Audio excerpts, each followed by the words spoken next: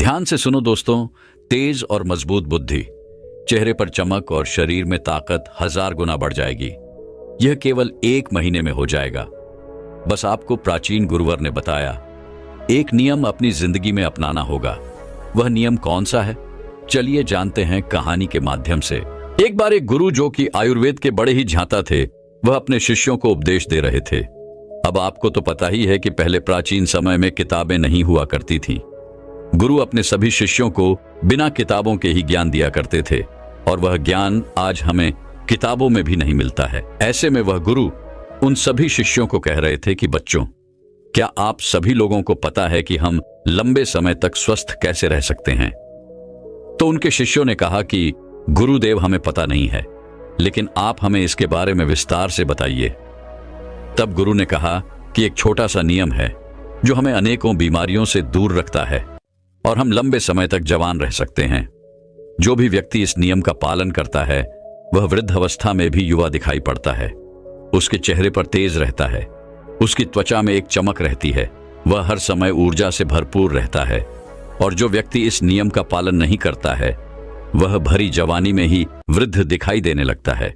उसके बाल सफेद हो जाते हैं, चेहरे पर झुर्रियां पड़ जाती हैं, त्वचा रूखी रूखी हो जाती है और वह हमेशा थका थका महसूस करते हैं। इसलिए आज जो मैं तुम्हें नियम बताने वाला हूं उसे तुम बड़े ही ध्यान से सुनना, क्योंकि यह एक छोटा सा नियम आपके पूरे जीवन को बदल सकता है। तभी एक शिष्य ने कहा कि गुरुदेव, क्या वह नियम सरल है? क्या उसे हम सभी आसानी से अपना सकते हैं? शिष्य की बात सुनकर गुरु मुस्कुराए और बोले, हाँ, यह नियम बहुत सरल है और इसे हर व्यक्ति अपना सकता है। तुम भी अपना सकते हो। यह नियम बहुत आसान है, बस तुम्हें इसका ठीक से पालन करना आना चाहिए। तभी वह शिष्य बोला कि गुरुदेव, लेकिन वह नियम क्या है? तब गुरु ने बताया कि वह नियम है, हमें रात में भूखा सोना चाहिए। गुरु की बात सुनकर शिष्य घबरा गया और गुरु से बोला कि गुरुदेव जी, आप क्या कह रहे हैं? भूखा सोना है? मुझसे तो इस नियम का पालन नहीं होगा, क्योंकि देखो, मैं तो भूखा नहीं सो सकता हूं। शिष्य की बात सुनकर गुरु फिर मुस्कुराए और बोले, पहले तुम मेरी पूरी बात तो सुनो। तुम इस पूरे नियम के बारे में तो समझो। मैं तुम्हें यह थोड़ी कह रहा हूं कि तुम सुबह भोजन करो और इसके बाद भोजन ही ना करो और रात को भूखे सोने जाओ। फिर गुरु ने सभी शिष्यों से कहा, अब आप सभी लोग मेरी बात को ध्यान से सुनो। और फिर गुरु ने बताना शुरू किया, अब तक आपने अपने जीवन शैली में जो भी बदलाव किए हैं, जिन नियमों का पालन किया है, उन सभी में से जो आज का नियम है वह महत्वपूर्ण है। यह आपको बहुत अधिक लाभ देगा। यह नियम कोई कठिन नियम नहीं है, आप सरलता से इसका पालन कर सकते हैं। इसके लिए सबसे पहले आपको इस बारे में पता होना चाहिए, हमारे शरीर में एक प्राण शक्ति होती है जो हमारे सभी कार्यों को सम्मानित करती है।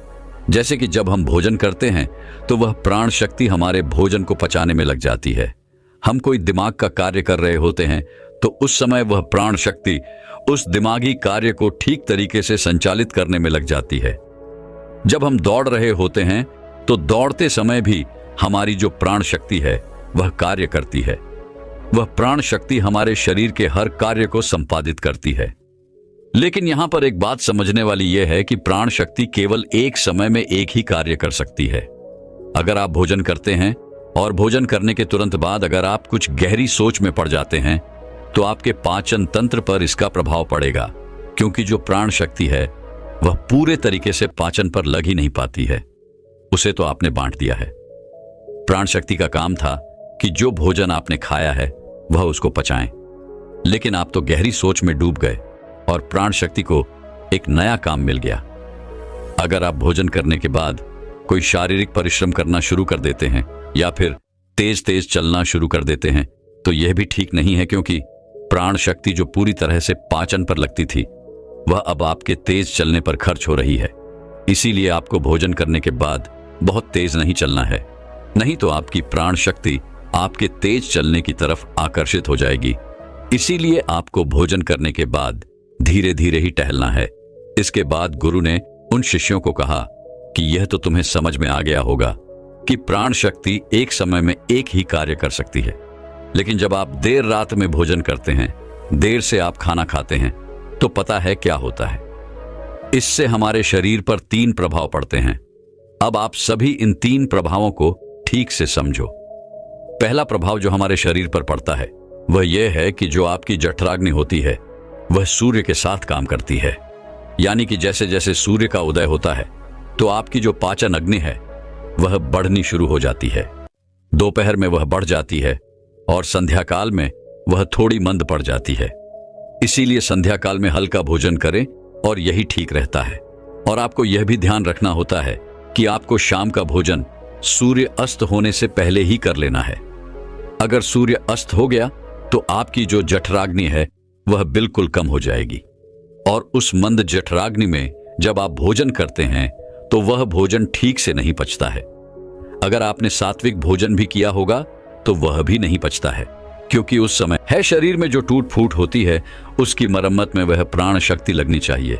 लेकिन अक्सर लोग क्या करते हैं, भोजन करते हैं और सो जाते हैं, जो कि बहुत गलत है। क्योंकि मैंने आपको पहले बताया कि प्राण शक्ति एक समय में एक ही कार्य करती है, लेकिन जब आप खाना खाकर तुरंत सो जाते हैं तो आपकी यह प्राण शक्ति पूरी तरह भोजन को पचाने में लगी रहती है और इस वजह से वह हीलिंग का कार्य जो है वह नहीं कर पाती है, शरीर की मरम्मत नहीं कर पाती है। और जब वह प्रक्रिया निरंतर चलती रहती है, यानी कि आप खाते हैं और सो जाते हैं, तो फिर बहुत सारी बीमारियां शुरू होने लग जाती हैं, क्योंकि आपके शरीर की मरम्मत हो नहीं पाती है। आपकी प्राण शक्ति ठीक से अपना कार्य नहीं कर पाती है, वह हीलिंग का मरम्मत का कार्य नहीं कर पाती है और इसी वजह से अनेक बीमारियां पैदा हो जाती हैं। तीसरा प्रभाव जो हमारे शरीर पर पड़ता है वह यह है कि जब आप भोजन करने के तुरंत बाद सोने चले जाते हैं तो आपका दिमाग कहता है कि मुझे तो नींद चाहिए और आपका शरीर भी यही कहता है कि मुझे तो नींद चाहिए। लेकिन आपका पाचन तंत्र क्या कहता है, क्या अभी मैं सक्रिय हूं? मुझे तुमने काम दिया है, अब इस काम को मुझे करना है, तो आप भी जागते रहोगे, तभी तो मैं अपना कार्य ठीक से कर पाऊंगा। यानी कि 2 विरोधाभास स्थितियां पैदा हो जाती हैं। दिमाग की तरफ से तो सो जाओ और पेट की तरफ से जागो। ऐसी स्थिति में नींद गहरी नहीं हो पाती है और गहरी नींद ना होने के कारण शरीर को आराम भी नहीं मिल पाता है।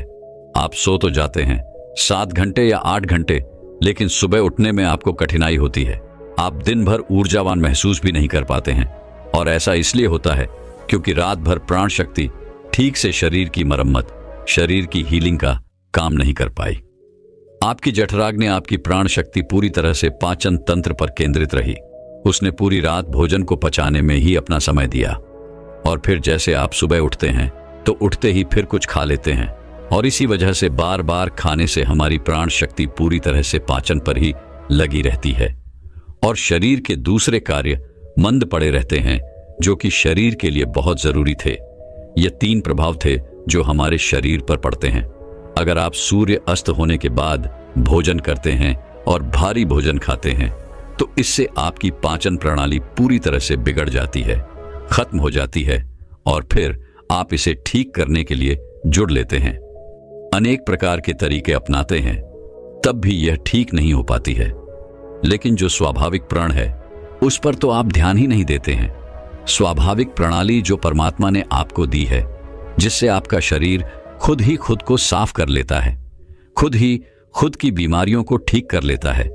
फिर गुरु सभी शिष्यों से कहते हैं कि अब मेरी बात को ध्यान से सुनो, शरीर अपनी बीमारियां अपने आप ठीक करेगा, लेकिन उसके लिए तुम्हें क्या करना है, इस बात को समझो।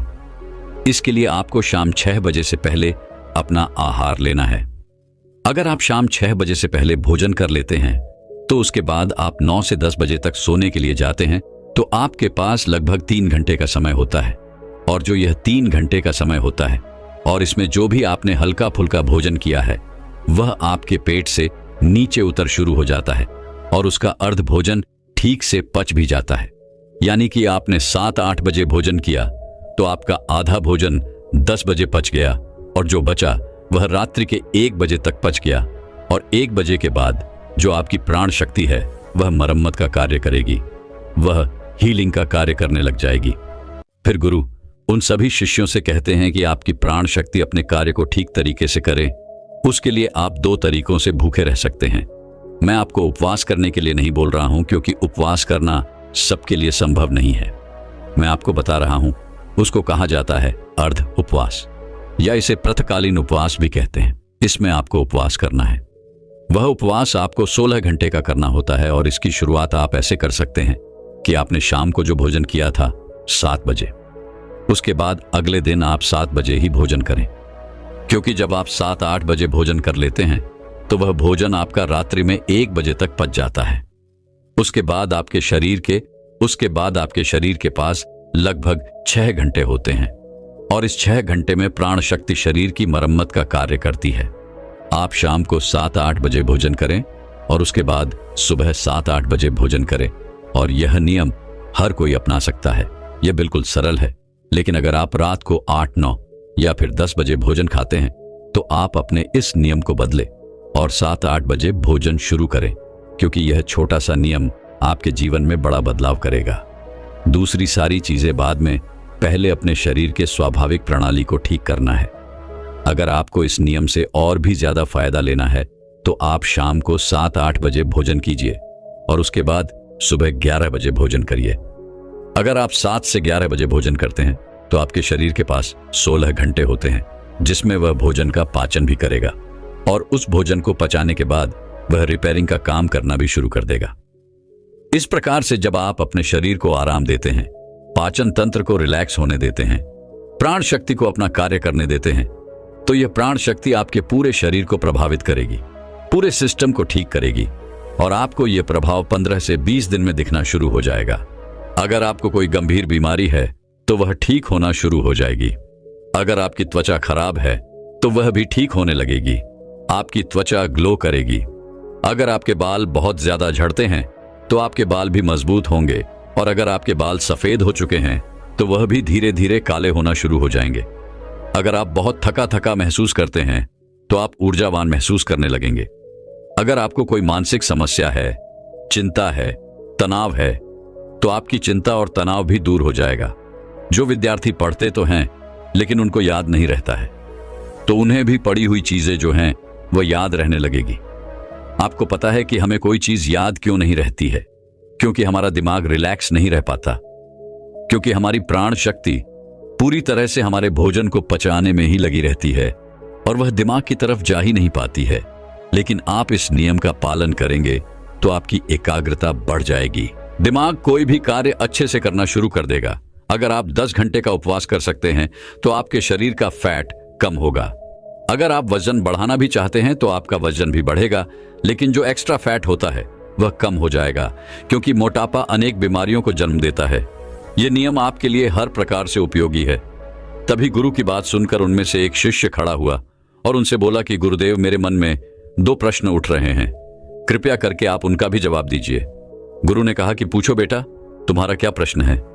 तब शिष्य ने कहा कि गुरुदेव, अगर हम शाम को 7 बजे भोजन करते हैं, उसके बाद हम 10 बजे तक सोने जाते हैं, तो अगर हमें भूख लगे तो हम क्या करें? शिष्य की बात सुनकर गुरु ने कहा कि बेटा, इसके लिए तुम्हें सबसे पहले यह समझना होगा, हमारे शरीर की प्रत्येक कोशिका का एक सिस्टम होता है। वह बाहर से कैलोरी लेती है जो हम भोजन खाते हैं, उससे वह ऊर्जा का निर्माण करती है और उसी से हमारा शरीर भी चलता है। लेकिन अगर कोशिकाओं को निरंतर बाहर से आहार मिलता रहता है तो उसी से वह निरंतर ऊर्जा बनाती रहती है। लेकिन जब आप कुछ समय तक भोजन नहीं करते हैं और बाहर से कोशिकाओं को ऊर्जा मिलना बंद हो जाती है, तो ऐसी स्थिति में कोशिकाएं अपने अंदर जो वेस्ट मटेरियल पड़ा रहता है उससे ही, चाहे वह गलत तरीके का प्रोटीन ही क्यों ना हो, कोई बैक्टीरिया ही क्यों ना पड़ा हुआ हो, वह उनका अवशोषण करके ऊर्जा का निर्माण करना शुरू कर देती। इस स्थिति में कोशिकाओं की सफाई होना शुरू हो जाती है, और इस प्रक्रिया में यह होता है कि जो कोशिकाओं के अंदर एक संरचना होती है जिसे लिसोसोम कहा जाता है। लिसोसोम के अंदर कुछ एंजाइम होते हैं, और यह एंजाइम जो वेस्ट मटेरियल कोशिका के अंदर है उसका पाचन करके उससे ऊर्जा का निर्माण करना शुरू कर देते हैं। यानी कि आपकी कोशिकाएं जब उसे बाहर से ऊर्जा नहीं मिलती हैं तो वह अपने अंदर के वेस्ट मटेरियल को इकट्ठा करके उसी से ऊर्जा बनाती है, और इसी तरीके से हमारे शरीर की डिटॉक्स प्रणाली भी शुरू हो जाती है। और यह डिटॉक्स प्रणाली आप कुछ खाकर या कोई भी औषधि लेकर शुरू नहीं कर सकते हैं। यह डिटॉक्स प्रणाली जो है वह एक ही तरीके से शुरू हो सकती है, और वह यह है कि जब आप कुछ समय तक आहार नहीं लेते हैं। दिन में पूर्ण उपवास करना लोगों के लिए संभव नहीं होता है। कठिन पड़ता है, लेकिन आप इस नियम में अधिकतर समय सो ही रहे होते हैं। तो अगर आप 16 घंटे का नियम अपनाते हैं, शाम को 7 बजे भोजन करके अगले दिन 7-10 बजे या फिर हो सके तो 11 बजे भोजन करते हैं, तो इससे भी आपको कोई कठिनाई नहीं होगी, क्योंकि इस समय भी आप अधिकतर समय सो ही रहे होते हैं और उसके बाद आप अपने सुबह के नियम और प्रक्रिया में लगे रहते हैं, जिससे समय निकल जाता है। आपको भूख का एहसास नहीं होता है। फिर गुरु ने शिष्य से कहा कि बेटा, अगर आपको 7 बजे खाना खाने के बाद भी भूख लगती है तो आप उस समय नारियल पानी ले सकते हैं, क्योंकि यह आपकी डिटॉक्स प्रणाली में कोई बाधा नहीं बनता है। इसके साथ आप एक कार्य कर सकते हैं जिससे कि आपकी भूख पर प्रभाव भी पड़ेगा और जो आपकी डिटॉक्स प्रणाली है वह भी बेहतर होगी। दोस्तों, जब हमारा मस्तिष्क अच्छे तरीके से काम करता है तो ही हम अच्छा सोच पाते हैं और जीवन में अच्छे अच्छे बदलाव भी ला पाते हैं। और जीवन में अगर आपको बड़े फैसले लेने हैं, मुश्किल हालातों से निपटना होता है, तो हमें मानसिक रूप से मजबूत होना बहुत ज्यादा जरूरी होता है। जरूरी नहीं कि आपकी जिंदगी में हर पल अच्छा ही होता रहे और आप तभी खुश रहे। कभी कभी आपकी जिंदगी में ऐसे वक्त भी आएंगे जहां पर आपको भारी मुसीबतों का सामना भी करना पड़ सकता है। ऐसे में कई बार होता है कि इंसान मुसीबतों का सामना करते करते अपने मुश्किल हालातों से लड़ते लड़ते अपने जीवन से हारने लगता है। लेकिन वहीं पर जो इंसान मानसिक रूप से मजबूत होते हैं, वह इन मुश्किल हालातों से अपने कठिन समय से बाहर जरूर निकल आते हैं। एक बार एक बौद्ध महात्मा आश्रम में अपने शिष्यों को दिमाग के ऊपर कुछ प्रवचन दे रहे थे। गुरु कह रहे थे कि इंसान के मस्तिष्क के विचार कभी अच्छे होते हैं तो कभी बुरे होते हैं। अच्छे विचार जब उसके दिमाग में जन्म लेते हैं तो वह अच्छी और कल्याणकारी बातें सोचता है, लेकिन वहीं पर अगर बुरे और गलत भावनाएं जन्म लेती हैं तो उससे उसका पतन होता है। तभी उन्हीं में से एक राजवंत नाम का शिष्य खड़ा होता है और गुरु से पूछता है कि गुरुवर, क्या कुछ ऐसा तरीका आप बता सकते हैं जिससे कि हम अपने मस्तिष्क को मजबूत और ताकतवर बना सकते हैं, खुद को मानसिक रूप से मजबूत बना सके। गुरु कहते हैं कि अवश्य मैं बताऊंगा, लेकिन उससे पहले मैं कुछ बातें बता रहा हूं जिसे तुम लोग ध्यानपूर्वक सुनना, तभी जाकर के हम बताएंगे कि मानसिक रूप से मजबूत कैसे बने। तभी तुम सब इस बात को बड़ी ही आसानी से समझ पाओगे। गुरु कहते हैं कि जब भी हम कुछ सोचते हैं तो सबसे पहले वह विचार हमारे मस्तिष्क में जन्म लेते हैं और उसी के अनुरूप हमारा पूरा शरीर कार्य करने लगता है। मान लो कि आप कुछ दुख भरी बातें सोचते हैं तो आप बिल्कुल शिथिल होते चले जाते हैं, आपके शरीर की ऊर्जा कम होने लगती है। लेकिन वहीं पर अगर आप कुछ उत्साह भरी बातें सोचते हैं तो आपके शरीर के अंदर असीमित ऊर्जा बहने लगती है, आप वाकई में ऊर्जावान दिखाई देने लगते हैं। आप यह अनुभव खुद कर पाएंगे कि जब आप खुश होते हैं तो आपके शरीर के अंदर बहुत ऊर्जा आ जाती है, आपका रोम रोम खिल उठता है। ऐसा इसलिए हुआ क्योंकि आपने अपने दिमाग में कुछ जोश भरी बातें सोची। शरीर तो वही है आपका, लेकिन जब आप दुखी होते हैं तो आपका शरीर बिल्कुल ऊर्जा विहीन हो जाता है। लेकिन जब आपके विचार जोश भरे वाले होते हैं तो आपका शरीर खिल उठता है। यानी हमारा शरीर किस तरीके से काम करेगा, ये सब हमारे मस्तिष्क में उत्पन्न हो रहे विचारों पर निर्भर करता है। अब तुम सबको मेरी बातें बहुत ही अच्छे तरीके से समझ में आएंगी। अब हम बताने जा रहे हैं कि मानसिक रूप से हम मजबूत कैसे बने। गुरु कहते हैं कि मैं तुम सबको 8 तरीका बताऊंगा। अगर आप उन 8 तरीकों को अपने दिमाग में लाएं, वैसा ही सोचते हैं, तो यकीन मानिए आपका शरीर भी वैसा ही काम करने लगेगा। जैसा कि मैं पहले बता चुका हूं कि जब आप दुखी होते हैं तो आपका शरीर ऊर्जा विहीन होने लगता है, लेकिन जब आप खुश होते हैं, आपके दिमाग में अच्छा विचार आया और आप खुश हो गए तो आपके शरीर में अच्छी ऊर्जा बहने लगती है। इसका मतलब यह है कि अगर हम वह 8 तरीके जान लें और वही हम अपने दिमाग में सोचें तो हमारा शरीर भी ऊर्जा और जोश से भर जाएगा, अर्थात हम मानसिक रूप से मजबूत बन जाएंगे। और वहां में जब आप मानसिक रूप से मजबूत बन जाएंगे तो आप मुश्किल हालातों का सामना बड़ी ही आसानी से कर लेंगे। गुरु कहते हैं कि शिष्यों, मानसिक रूप से मजबूत बनने का पहला नियम है, जो हो चुका है उसकी परवाह करना छोड़ दो। गुरु कहते हैं कि शिष्यों, मुझे यह बताओ कि सूर्य किस दिशा में उगता है। तो सभी शिष्यों ने एक साथ जवाब दिया कि गुरुजी, सूर्य पूर्व दिशा से निकलता है। फिर गुरुजी ने कहा कि अगर मैं यह कहूं कि सूर्य पश्चिम दिशा से निकले तो क्या वह निकलेगा? सभी शिष्य कहते हैं कि बिल्कुल नहीं गुरु, सूर्य तो पूर्व दिशा से ही निकलेगा, हम उसके स्थान को, उसके जगह को बदल नहीं सकते हैं। फिर गुरु कहते हैं कि मान लो बारिश का मौसम है और अगर मैं यह बोलूं कि बारिश बंद हो जाए तो क्या हमारे बोलने से बारिश बंद हो जाएगी? शिष्य कहते हैं कि नहीं गुरुवर, वह तो मौसम में बदलाव की वजह से होगा। जब मौसम में बदलाव होगा तो बारिश बंद हो जाएगी। फिर गुरुजी कहते हैं कि अगर मैं तुम लोगों से यह कहूं कि ठंडी के मौसम में गर्मी पड़ने लगे तो ऐसा होने वाला तो नहीं है। शिष्य कहते हैं गुरु, और आप ठीक कह रहे हैं, यह कभी नहीं हो सकता कि ठंडी के मौसम में गर्मी पड़े और गर्मी के मौसम में ठंडी पड़ने लगे। यह मौसम तो प्रकृति पर निर्भर करता है जो कि हमारे वश में नहीं है। फिर गुरु कहते हैं कि ठीक उसी प्रकार अगर जो चीज हमारे वश में नहीं होती है या जो बातें, घटनाएं बीत चुकी हैं, अगर हम उन घटनाओं को लेकर के बार बार परेशान होते रहेंगे या उसकी बहुत ज्यादा परवाह करेंगे तो क्या हम भूतकाल की घटनाओं को बदल सकते हैं? शिष्य कहते हैं कि नहीं गुरुवर। फिर गुरु कहते हैं कि अगर तुम उन बीती घटनाओं को लेकर के बार बार चिंता में रहोगे और उस चीज की परवाह करोगे तो तुम परेशान होते चले जाओगे। इसीलिए तुम्हारी जिंदगी में जो घटित हो चुका है, कोशिश करो उसे भुलाने की, और उसका एकमात्र तरीका है कि आप अपने आने वाले समय पर, आने वाले भविष्य पर, आने वाली चीजों पर अपना ध्यान केंद्रित करिए। गुरु आगे कहते हैं कि मानसिक रूप से मजबूत बनने का दूसरा नियम है ध्यान करने की आदत डालें। गुरु कहते हैं कि गौतम बुद्ध जब सत्य की खोज में निकल पड़े थे तो उन्होंने बहुत सारे उपाय किए, बहुत सारे कर्म कांड किए, लेकिन उन कर्म कांडों की वजह से उन्हें बहुत ज्यादा कुछ हासिल नहीं हुआ और उनका शरीर दुबला पतला होता चला गया। लेकिन वह सत्य की खोज करने में असमर्थ रहे। उनके गुरुओं ने उन्हें बहुत सारे कर्म कांड उपाय बताए, लेकिन उन कर्म कांड का कोई मतलब नहीं हुआ।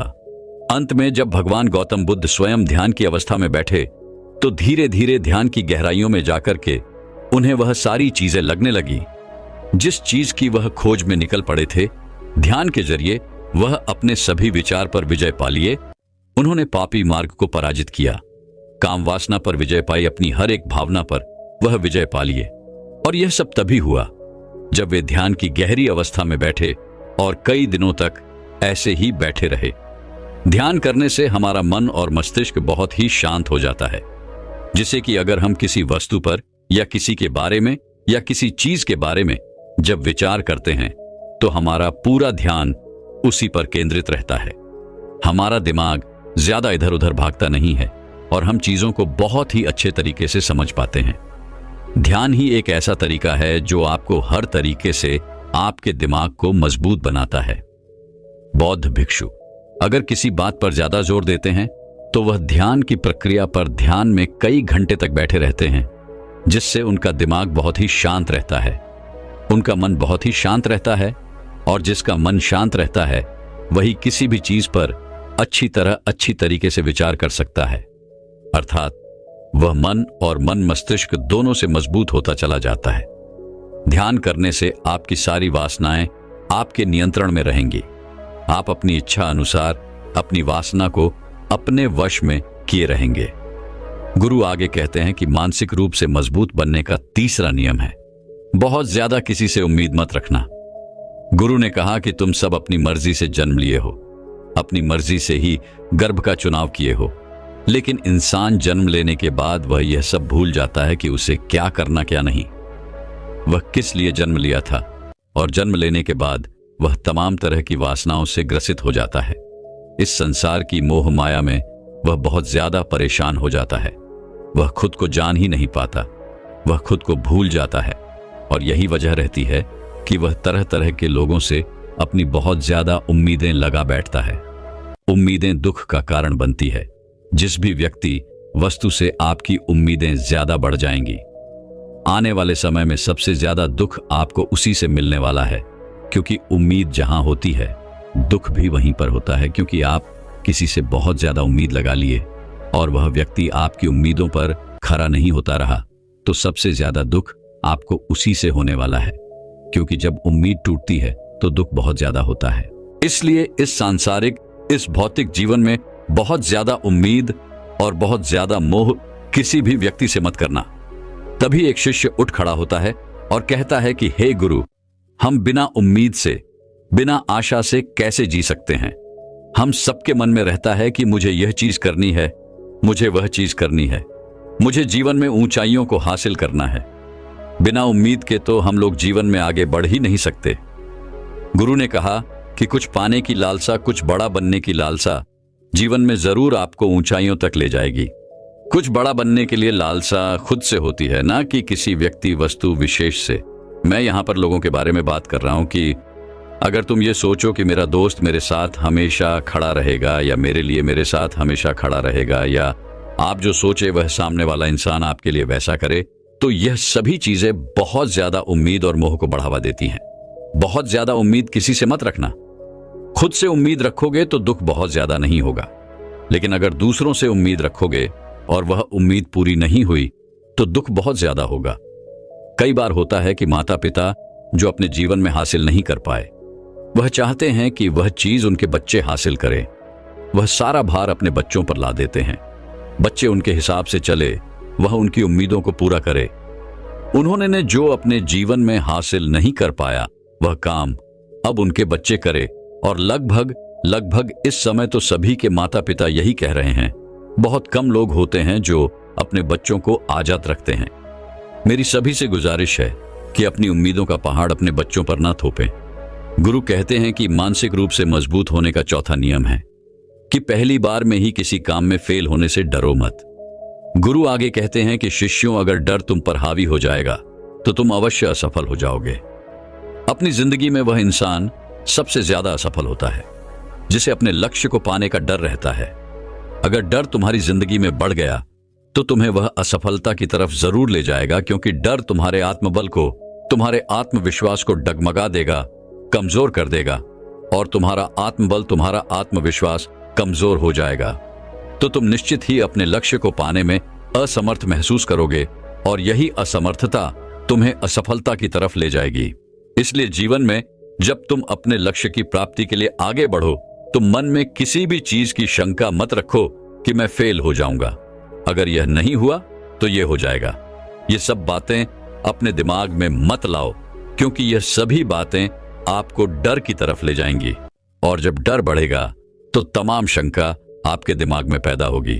आपको घबराहट भी हो सकती है, आपको नींद नहीं आएगी, रात को बेचैन होने लगेगा, क्योंकि आपका डर आपको असफलता की तरफ ले जा रहा है। और जब असफलता का विचार आपके दिमाग में आएगा तो आप और ज्यादा डरने लगेंगे। इसलिए जीवन में जब आप लक्ष्य की प्राप्ति के लिए आगे बढ़ जाओ तो मन में कोई शंका मत रखो, सिर्फ और सिर्फ अपने काम करने पर ध्यान दो। जब तुम काम करने पर ध्यान दोगे तो तुम कभी डरोगे नहीं, क्योंकि तुम अपने लक्ष्य की प्राप्ति के लिए काम कर रहे हो, उसके लिए जुट गए हो, तो तुम्हारा डर खत्म हो जाएगा। और जब डर खत्म हो जाएगा तो तुम जरूर सफल हो जाओगे। गुरु आगे कहते हैं कि पांचवा नियम है मानसिक रूप से मजबूत बनना। वह यह है कि जिंदगी में कभी भी खुद को कोसो नहीं। गुरु कहते हैं कि जो इंसान जितना ज्यादा संघर्ष करता है वह उतना ही मजबूत बनता चला जाता है। जितना ज्यादा तुम मजबूत बनोगे उतना ही ज्यादा तुम काबिल होते चले जाओगे।